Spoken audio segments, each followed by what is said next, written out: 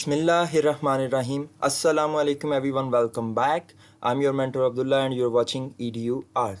So today guys, we are again with you guys a very interesting and a very important lecture number 2 alphabets.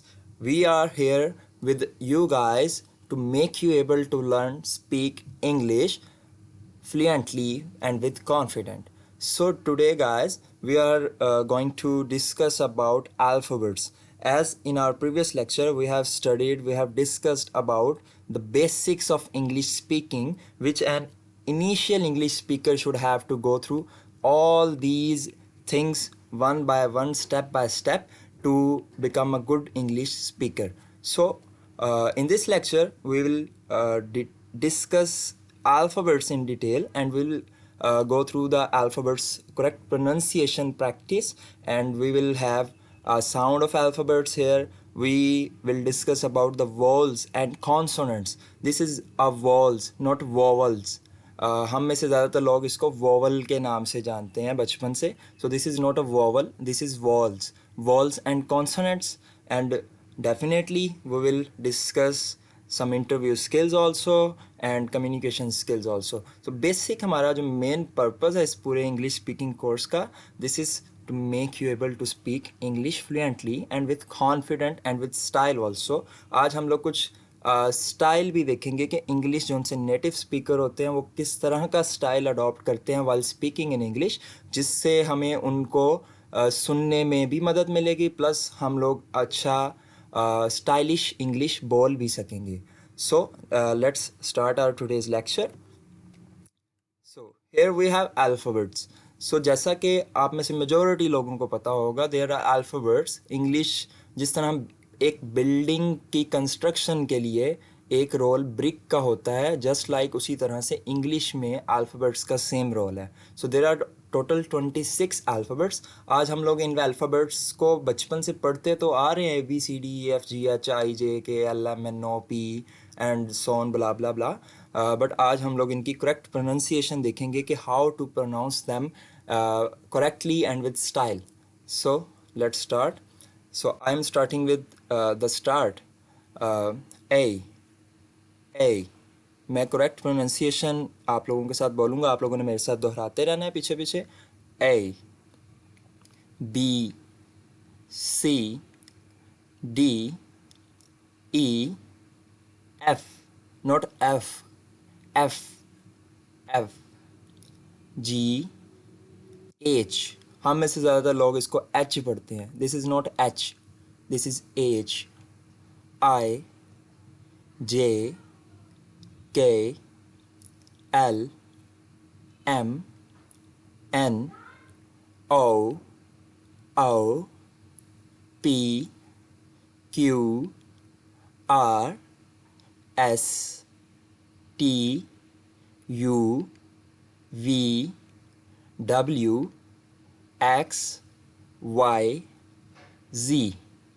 So these are 26 alphabets. मैंने आप लोगों के सामने इसकी correct pronunciation एक बार आप लोगों को बोल के दिखाई है, तो आप लोगों ने इसकी प्रोनाउंसिएशन बार बार गो थ्रू करना है, सो दैट आप लोग वर्ड्स को अच्छे तरीके से करेक्टली प्रोनाउंस कर सकें. आज के बाद से आपने दो बातों को तो करेक्टली इसके अंदर प्रोनाउंस करना है. एक एच को, जिसको हम लोग बचपन से एच कहते हैं, this is not H, this is H. Okay. उसके अलावा O, not O, it's O. Okay.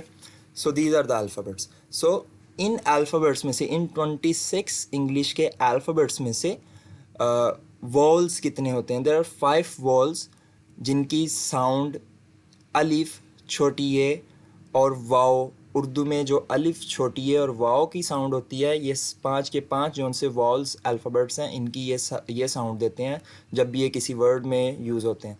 So these are the a, E, I, O, u. So these 5 are called as vowels. So हम लोग इसके बारे में already भी जानते हैं. सो आज के इस वीडियो लेक्चर में हम लोग वॉल्स के बारे में जो चीज़ सीखने जा रहे हैं वो इसका सेंटेंस में यूज़ देखेंगे कि वॉल्स आने से सेंटेंस में क्या चीज़ जो सी है उसमें चेंज आता है.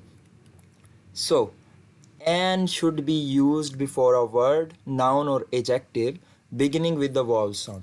जब भी आप लोग किसी इंग्लिश सेंटेंस के अंदर कोई सेंटेंस बोलने जा रहे हैं या लिखने जा रहे हैं या यूज़ करने जा रहे हैं, सो फर्स्ट ऑफ ऑल आप लोगों ने एक बात अपने माइंड में रखनी है, एंड दैट इज़ कि जब भी किसी लफ्ज़, may be it may be a noun, it may be an adjective, जब भी किसी लफ्ज़ नाउन या एडजेक्टिव वो स्टार्ट हो रहा हो किसी वॉल साउंड से, नॉट वॉल अल्फ़ाबेट से, AEIOU, these are the vowel alphabets, लेकिन इनकी ही आवाज़ वाले और लफ्ज़ भी हो सकते हैं जो इनकी आवाज़ दें, अलिफ की, वाव की और छोटी ए की आवाज़ दें। आगे हम एग्जांपल्स देखेंगे, उसमें आप लोगों को ये चीज़ अंडरस्टैंड होती है। सो बेसिक हमारा पर्पज़ क्या है कि जब भी कोई लफ्ज़ कुड बी अ नाउन और कुड बी एन एडजेक्टिव, कोई नाम हो सकता है या कोई खूबी हो सकती है, तो जब भी हम कोई लफ्ज़ ऐसा देखें जो स्टार्ट हो रहा हो किसी वॉल साउंड से, तो हम उसके पीछे क्या यूज़ करेंगे, एन यूज़ करेंगे। जब भी हम लोगों में से कॉमनली जो मिस्टेक ये वाली बहुत सारे लोग करते हैं, वो कंफ्यूज रहते हैं, where we should have to use a and an. A और एन का कंपैरिजन नहीं वो लोग कर सकते। ये आर्टिकल्स होते हैं, आगे जाके हमने पार्ट्स ऑफ स्पीच में इसको दोबारा से भी डिटेल से भी देखेंगे, लेकिन आज चूँकि वॉल्स के साथ इसका लिंक था तो मैंने इसको आज इसके लेक्चर के अंदर ऐड किया है। So an should be use before a word, noun और adjective beginning with a vowel sound. जब भी कोई वॉल साउंड वाला लफ्ज़ नाउन या एडजेक्टिव आएगा तो हम उससे पीछे हमेशा एन यूज़ करेंगे। सो एग्जांपल्स देखते हैं। अब मैंने एग्जांपल्स थोड़ी इस तरह से मॉडिफाई किया है कि आप लोगों को एग्जांपल्स के थ्रू ही आपके इंटरव्यू के बहुत सारे इंपॉर्टेंट शॉर्ट क्वेश्चंस जो उनसे आपसे पूछे जाते हैं उनके आपको आंसर्स मिल जाएं और उनकी हम प्रैक्टिस कर लें, स्पीकिंग प्रैक्टिस। सो इस वीडियो लेक्चर में भी लास्ट पे मैं आप लोगों के लिए एक एक्टिविटी लेके आया हूँ। सो बहुत इंटरेस्टिंग एक्टिविटी है, आप लोगों की इंग्लिश स्पीकिंग के हवाले से ही है, इंटरव्यू स्किल्स के हवाले से है, तो उसको भी हम लास्ट पे जाके डिस्कस करते हैं। So what type of person you are, आपसे इंटरव्यू में ये क्वेश्चन 12 दफ़ा किया जाता है, what type of person you are या what type of person are you, आप किस तरह के पर्सन हो, इंसान हो। So the answer could be और मे बी। तो मैंने यहाँ पे अपने अकॉर्डिंगली कुछ आंसर्स लिखे हैं, आप लोग इनको मॉडिफाई भी कर सकते हो, चेंज भी कर सकते हो अपने अकॉर्डिंगली, लेकिन मैंने यहाँ पे बेसिक प्रैक्टिस के लिए कुछ आंसर्स लिखे हैं। What type of person you are, my answer could be I am an honest person and I am an excellent communicator also. So यहाँ पे आप लोगों ने जो चीज़ गौर करनी है वो ये देखें, I am an honest person. हम में से बहुत सारे लोग ये जो ऑनेस्ट वर्ड है इसे हॉनेस्ट के नाम से जानते हैं। हॉनेस्ट का मतलब ईमानदार, हॉनेस्ट वर्ड बोलते हैं हम में से बहुत सारे लोग, जो कि इसकी करेक्ट प्रोनाउंसिएशन नहीं है। हॉनेस्ट वाले इस वर्ड में एच साइलेंट है और ये वर्ड की जो करेक्ट प्रोनाउंसिएशन है वो स्टार्ट होती है ओ से। मैंने आगे येलो में लिख दिया honest, this is the correct pronunciation of this word honest. That is why आप लोग देखें कि बेशक ये हॉनेस्ट वर्ड स्टार्ट एच से हो रहा था, एच से हो रहा था, बट ये जो जब हम इसको करेक्टली प्रोनाउंस करते हैं तो ये आवाज़ जो सी देता है बोलने में, ये ऐसा लगता है कि ये ओ से स्टार्ट हो रहा है। Honest, not honest, it's honest. Honest बोल रहा हूँ तो ये स्टार्ट किससे हो रहा है, ओ से। अब ये वॉल्स वाले साउंड्स में से ही किसी में से एक में से स्टार्ट हो रहा है, ओ से स्टार्ट हो रहा है। सो इस वजह से मैंने ऑनेस्ट के पीछे क्या लगाया, an. I am an honest person and I am an excellent communicator also. So अगली बिल्कुल इससे नीचे वाली लाइन में देखें, I am an excellent, excellent E से स्टार्ट हो रहा है, so I have used an there.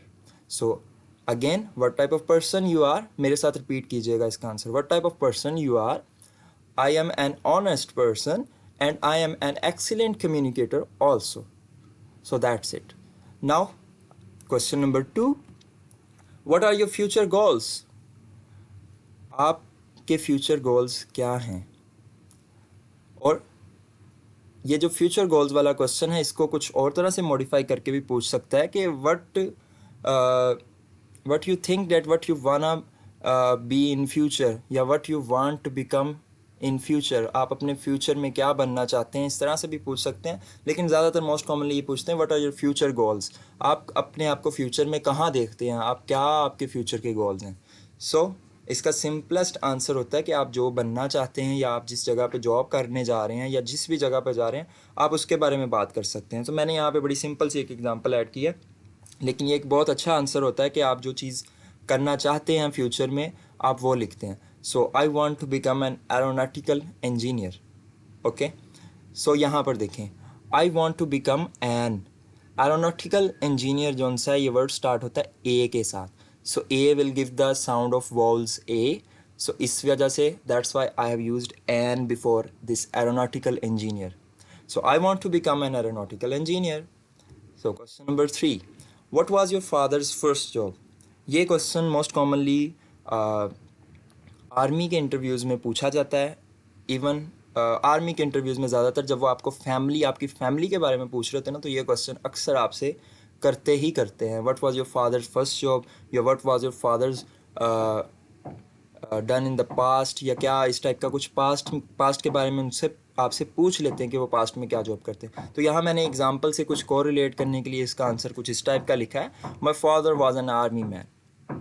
Again walls की प्रैक्टिस के लिए यहाँ पे एन का यूजेज ऑफ एन आपको सिखाने के लिए मैंने यहाँ पे ये एग्जांपल्स इस तरह से मॉडिफाई किए। So what was your father's first job? My father was an army man. Army starting with A gives the sound of vowels A. Army जो सा वर्ड है ये वॉल्स ए की आवाज़ देता है, दैट्स वाई आर्मी से पहले मैंने क्या यूज़ किया है, एन यूज़ किया है। So these are all about vowels words. Hopefully आप लोगों को ये समझ लगी होगी। आपने ये सारी की सारी प्रैक्टिस करनी, मैंने आपको लास्ट पे एक्टिविटी देनी है इन चीज़ों से relevant he. So let's continue. Next आता है हमारे कॉन्सोनेंट्स। तो अब वो जो उनसे हम लोगों ने टोटल अल्फ़ाबेट्स पढ़े थे 26, आउट ऑफ विच 5 जो उनसे थे वॉल्स थे, ए ई आई ओ यू। उन 5 के अलावा बाकी सारे के सारे अल्फ़ाबेट्स 21 उनको हम कॉन्सोनेंट्स कहते हैं। So all alphabets except vowels A E I O U are consonants. So consonants के बारे में क्या है? Uses of a should be used before a noun beginning with a consonant sound. Again जब भी आप कोई लफ्ज़ देखें, लफ्ज़ कुड बी अ नाउन और एडजेक्टिव। जिसमें लफ्ज़ की बात करूँ वो लफ्ज़ नाउन भी हो सकता है, किसी चीज़ का नाम भी हो सकता है, और मे बी वो एडजेक्टिव भी। नाउन एडजेक्टिव भी हमने आने वाले लेक्चर्स में बहुत डिटेल से करना और इन पे बहुत सारी प्रैक्टिस करनी है, speaking practice. So wait for it. So a should be used before a noun. हम किसी भी नाउन या एडजेक्टिव से पहले ए लगाते हैं कब? Beginning with a consonant sound, जब वो किसी ऐसे साउंड से स्टार्ट हो रहा हो जो कोई कॉन्सोनेंट वर्ड है, यानी ए ई आई ओ यू। इनके साउंड्स के अलावा इंग्लिश के जितने अल्फ़ाबेट्स हैं, जब भी उन अल्फ़ाबेट से स्टार्ट होने वाला कोई वर्ड लगेगा तो उससे पहले हम हमेशा ए यूज़ करेंगे जब हम सिंगल चीज़ को शो कर रहे हो। ठीक है, एक तो ए यूज़ होता है किसी सिंगल चीज़ को शो करने के लिए, एन भी यूज़ होता है सिंगल चीज़ को शो करने के लिए।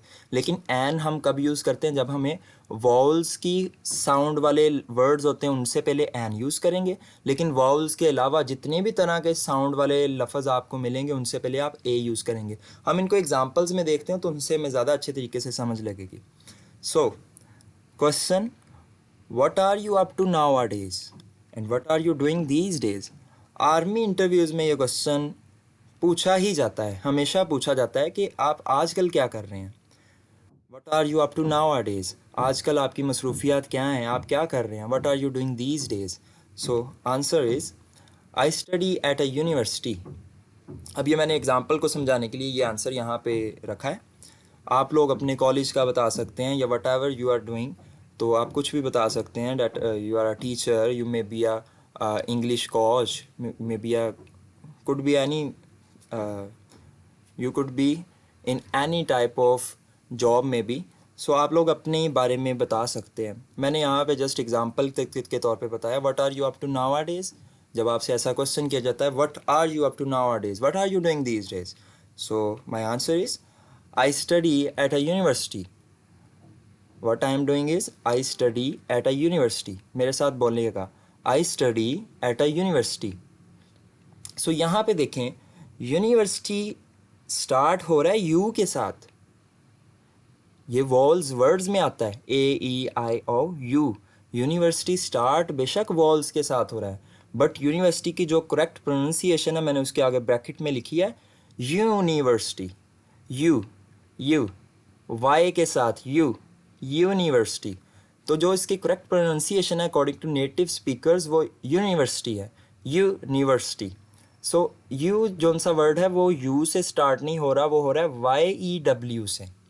सो that's why we use a before university. ये कुछ मैंने रेयर जानबूझ के आप लोगों के ऐसे के वर्ड्स डाले हैं जिनमें आपको पता लगे कि असल में हम लोग जो ए और एन को यूज़ करते हैं वो अकॉर्डिंग टू जो उनसा आपका लफ्ज़ होता है उसके साउंड के हिसाब से यूज़ करते हैं। सिर्फ ये रट्टा नहीं लगा लेते कि बस AEIOU जहाँ आ जाए उससे पहले एन यूज़ कर लो, बाकियों के पीछे ए यूज़ कर लो। नो, आप लोग आवाज़ से इसको पहचान सकते हैं, बहुत आसान चीज़ है।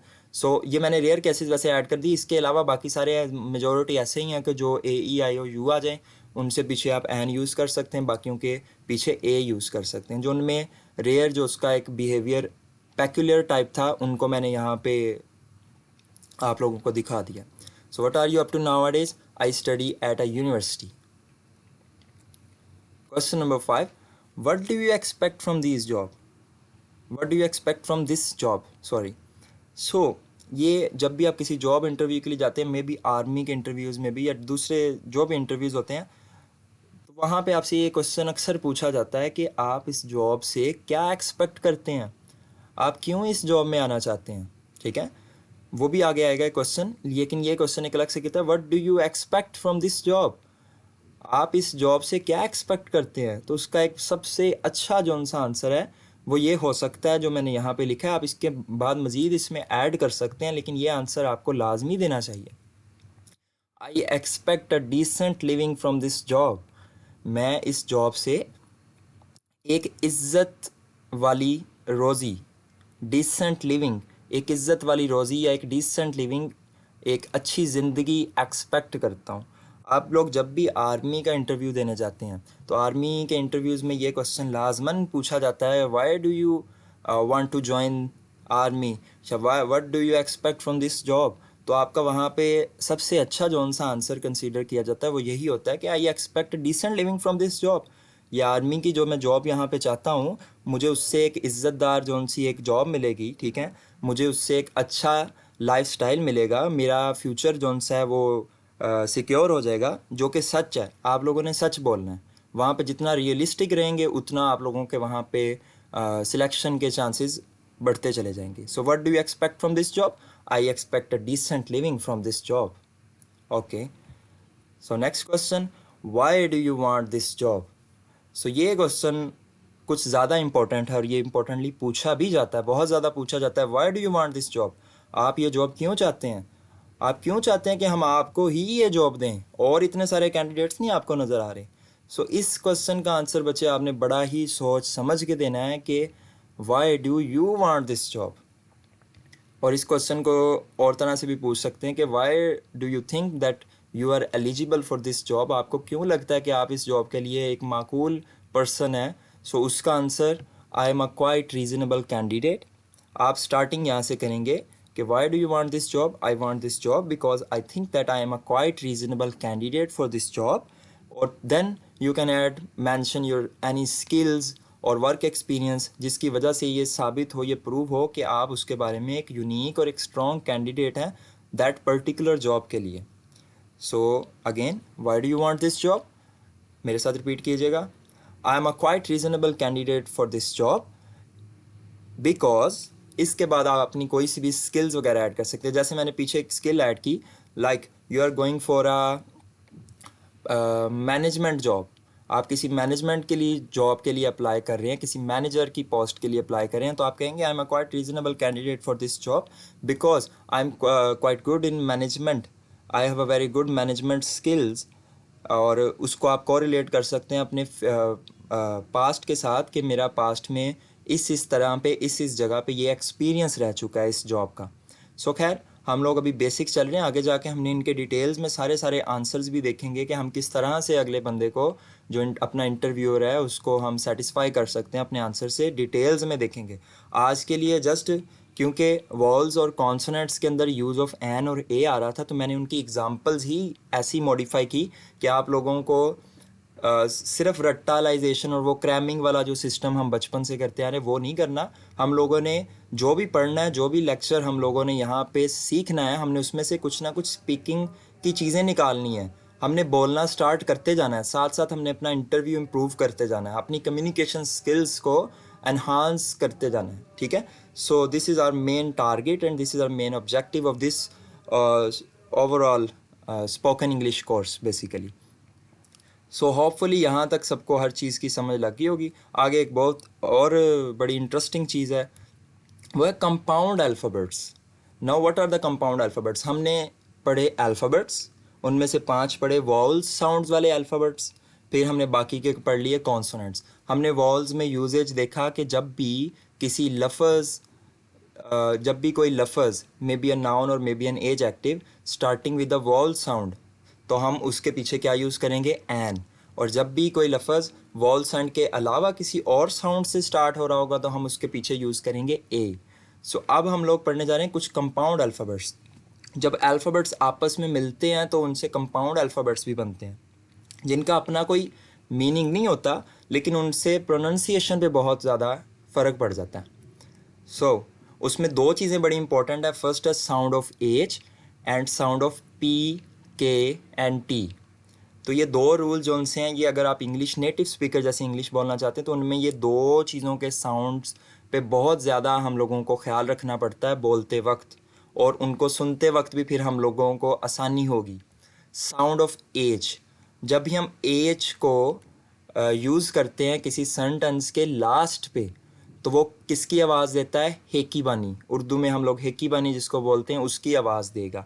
इसकी कुछ एग्जांपल्स देखते हैं कि for example approach, approach C H, H जो सा इस वर्ड के लास्ट पे यूज़ हुआ है और उसके साथ कॉम्बिनेशन किसका है? सी का। तो हम वही बात कर रहे थे कि जब भी किसी लफ्ज़ के किसी वर्ड के लास्ट पे एच यूज़ हो along with the combination of any other alphabet, okay, so उसकी आवाज़ हेकी बानी वाली निकलती है। अप्रोच, चे हेकी बानी, अप्रोच। तो आपने इसको अप्रोच नहीं कह देना, चे की आवाज़ नहीं आनी चाहिए, अप्रोच, इसको फैलाना है, approach. Strength, strength, T H, मेरे साथ बोलें, strength, strength, okay. Out growth, out growth and paragraph. What? Paragraph. ये आगे आप अभी देखेंगे मैं इसको क्यों पैराग्राफ क्यों नहीं कह रहा, मैं इसको पैराग्राफ क्यों कह रहा हूँ, पैराग्राफ। सो ये हो गए एच के साउंड। अगेन आ जाता है नीचे sounds of P, K and T.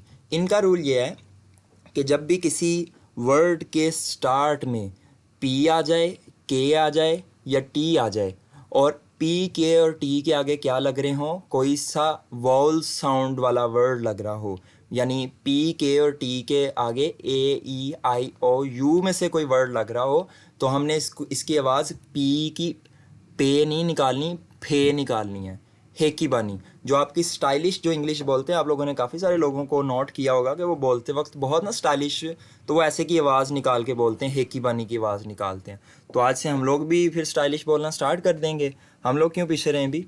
सो देखते हैं एग्जाम्पल्स में sounds of P, K and T. P, P will give the sound of phe. Example is Pakistan, Pakistan, not Pakistan. Pakistan is just like पुराना हो गया ना, प्रोनाउंसिएशन बहुत पुरानी हो गई है। अब हम स्टाइलिश बोलना स्टार्ट करेंगे, पाकिस्तान, पाकिस्तान। और इसको और मज़ीद आप अच्छे से मॉडिफाई करके अच्छा बोलना चाहते तो हम बोलेंगे पाकिस्तान, पाकिस्तान, ई को टे की आवाज़ देके पाकिस्तान। So that's it. आज से मैं पाकिस्तान भी बोलना गया। तो नाउ के will give the sound of खे, नॉट के। काफ की आवाज़ नहीं देगा, काफ है की बानी खे की आवाज़ देगा। जब भी के किसी वर्ड के स्टार्ट में यूज़ होगा तो उसके आगे कोई ना कोई वॉल साउंड लगाओ तो वो किसकी आवाज़ देगा? काफ है की बानी खे की। एग्जाम्पल देखते हैं, एग्जाम्पल से हमें तो सही समझ लगती है। Kite, kite, kite, not kite. Kite अब पुराना हो गया बचपन में, this is kite, kite. Now T, T will give the sounds of ठ, नॉट टाइगर, टाइगर एग्जाम्पल से हम लोगों को सही देखने समझ लग रही है। ये प्रैक्टिस के साथ आप लोगों की ये जो प्रोनंसिएशन है वो करेक्ट होती जाएगी इंशाल्लाह। तो मैं आपको इससे रेलिवेंट एक्टिविटीज़ भी देता रहूँगा, तो उससे हम इंग्लिश स्टाइलिश बोलना स्टार्ट कर देंगे अब। सो this is Pakistan, kite and tiger. So that's all about compound alphabets. Compound alphabets जो हम लोग ट्रेडिशनली पढ़ते हैं वो तो बहुत सारा ना खप जाते हैं। मैंने आपको उसमें से एक आसान वे के साथ समझा दिया कि इन दो चीज़ों के साउंड्स पे आपने sound of H and sound of P K and T, इनके साउंड्स पे आप ग्रिप कर लें तो आपकी इंग्लिश अच्छी खासी जो सी है वो मॉडर्न और स्टाइलिश इंग्लिश में मॉडिफाई हो जाएगी। So that's all about compound alphabets. तो speaking practice again, speak speak and speak. तो जितना बोलेंगे उतना बोलना आएगा।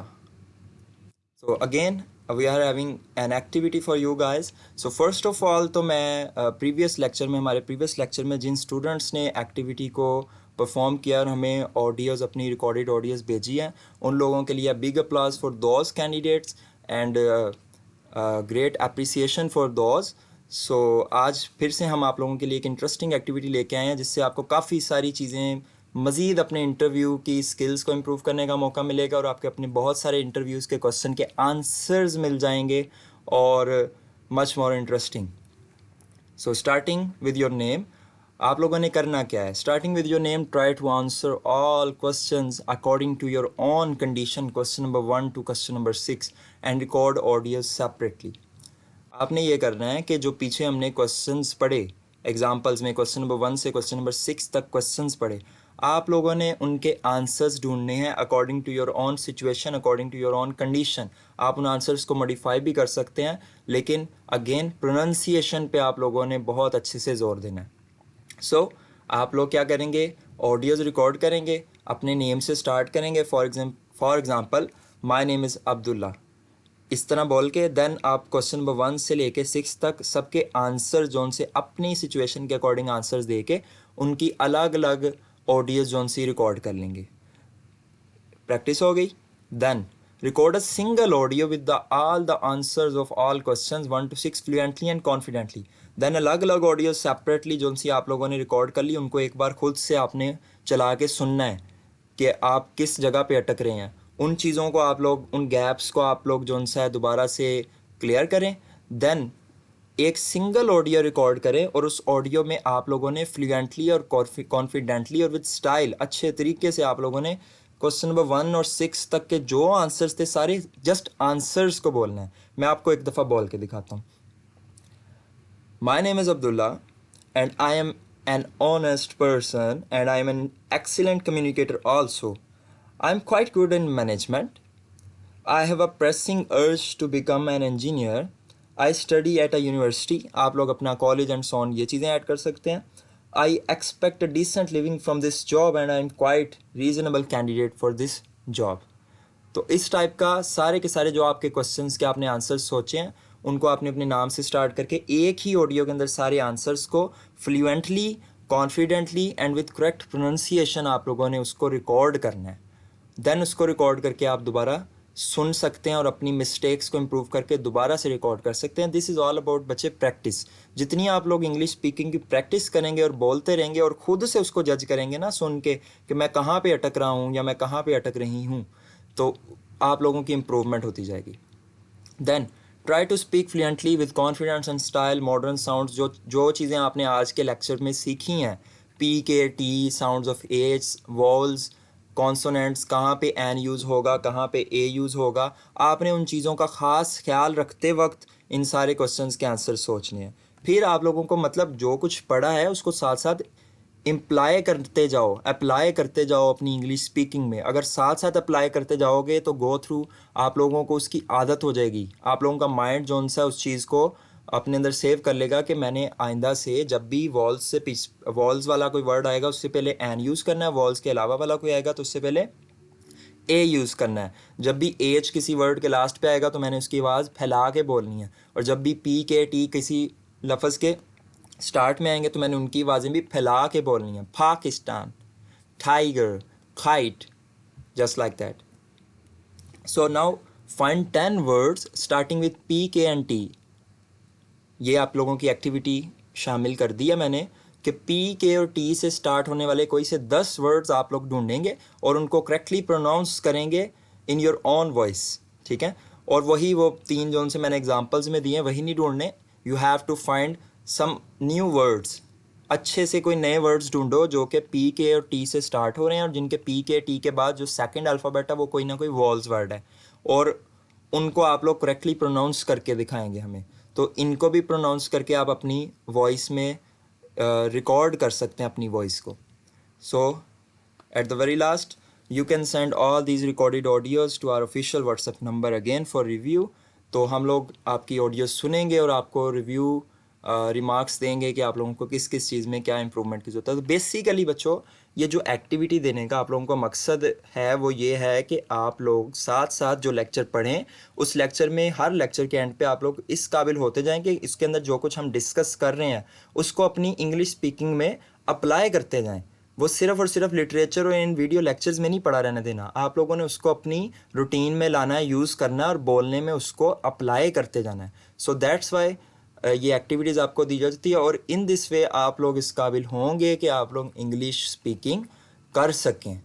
सो that's all about our today's lecture. Thank you so much for watching. Do like, share, comments and subscribe for more updates. And if you like our video lectures then comment section में आप लोग हमें इसकी improvement के बारे में भी बता सकते हैं। आप लोगों को अगर एक्टिविटी के बारे में कोई बात नहीं समझ लगी, you can ask question about the activity, आप उसके बारे में भी क्वेश्चंस पूछ सकते हैं। और हमारे चैनल को सब्सक्राइब कर लें for more updates. And thank you so much. इंशाल्लाह नेक्स्ट लेक्चर में मुलाकात होगी। इस लेक्चर के लिए इतना ही। Thank you so much. अल्लाह हाफिज़।